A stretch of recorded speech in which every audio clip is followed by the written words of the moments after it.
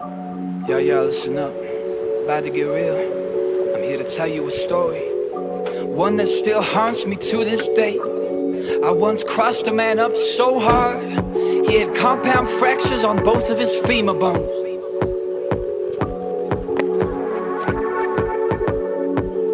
Went a little something like this. Back in 2009, we were looking fly, walking with the boys now. We were the hip-hop hottest in the neighborhood. Just a typical day, we all were ballin'. Walking up to our usual spot, some guy had the audacity to stand there like he owned the place. He told me, I could beat you in a second now.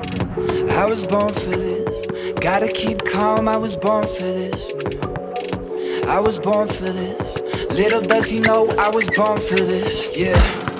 Holy flip, I flip and missed it. Think to myself, play it off like a foul now. Now this guy claims he crossed me out my shoes. You didn't make me fall, I meant to. The time had come to make him look dumb. I had enough, I'd had enough. You know what time it is, yeah. Hit him with the heart, yeah. It ain't a double, it ain't a triple. It's the mega monster quadruple. I was born for this, gotta keep calm, I was born for this. I was born for this, gotta keep calm, I was born for this.